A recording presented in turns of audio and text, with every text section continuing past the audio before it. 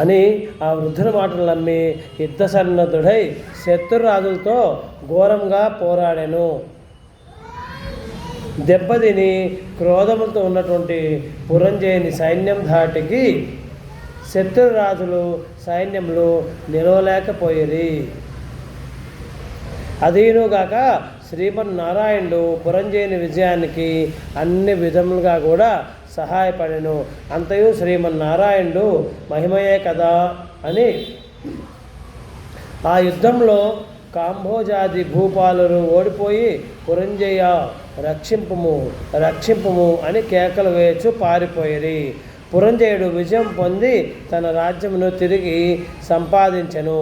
శ్రీమన్నారాయణుని కటాక్షమునకు పాత్రలు అయినటువంటి వారికి శత్రుభయం కలుగుతుందా? విషం త్రాగినను అమృతమే అగును. ప్రహ్లాదులకు తండ్రి విషాన్ని ఇవ్వగా శ్రీహరి అని ప్రార్థించి తాగగా అమృతమైనది కదా. శ్రీహరి కటాక్షం వల్ల సూర్యచంద్రులు ఉన్నంత వరకు ధ్రువుడు చిరంజీవియే కదా. హరినామస్మరణ చేసిన వారికి శత్రువు మిత్రులగును, అధర్మం ధర్మముగా మారును. దైవానుగ్రహం లేని వారికి ధర్మమే అధర్మమగును. త్రాడు పామై కరుచును.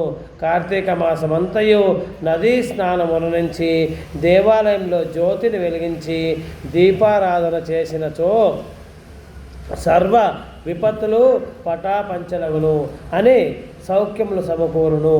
విష్ణు భక్తి కలిగి శ్రద్ధతో ఆ వ్రతం ఆచరించిన వారికి ఏ జాతి వారికైనను పుణ్యం సమానమే.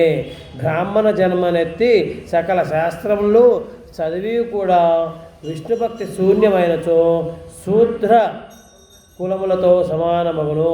వేదాధ్యయనము మనరించి దైవభక్తి కలవాడై కార్తీక వ్రతానుష్ఠాన సత్పురుషుడై వైష్ణవోత్తముని హృదయ పద్మమున భగవంతుడుండును. సంసార సాగరం ఉత్తరించుటకు దైవభక్తియే సాధనము. జాతి భేదముతో నిమిత్తం లేదు. విష్ణుభక్తి ప్రభావము వర్ణనాతీతము.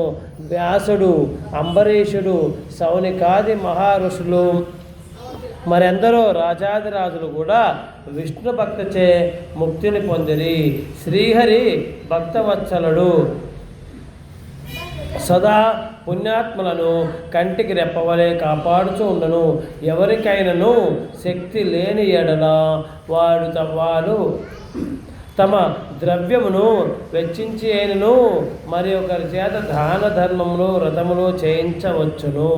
శ్రీహరి భక్తులు అన్యోన్య సంబంధీకులు.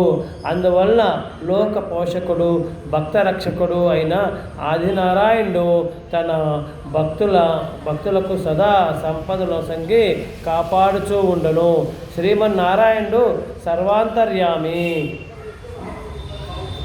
1000 సూర్య భగవానుల తేజస్సు గలవాడు. నిరాకారుడు, నిర్వికల్పుడు, నిత్యానందుడు, నీరజాక్షుడు.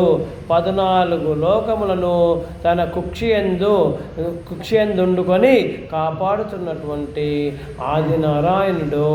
అటువంటి శ్రీ మహావిష్ణువునకు అతి ప్రియమైన కార్తీక మాస వ్రతమును భక్తి శ్రద్ధలతో ఎవరు చేయుదురో వారి ఇంట శ్రీ మహావిష్ణువు లక్ష్మీ సమేతుడై వెలగి ఉండును. ఆ ఇల్లు సిరి సంపదలతో కలకలలాడుచూ ఉండును. కార్తీక మాసంలో శుచి అయి పురాణ పఠనము చేసినచో పితృదేవతలు సంతసించెదరు. వారి వంశమంతయు తరించును. ఇది ముమ్మాటికే నిజము. ఇది శ్రీ కార్తీక మాసే కార్తీక పురాణం 22వ అధ్యాయం సంపూర్ణం. స్వస్తి. శ్రీమాత్రే నమః.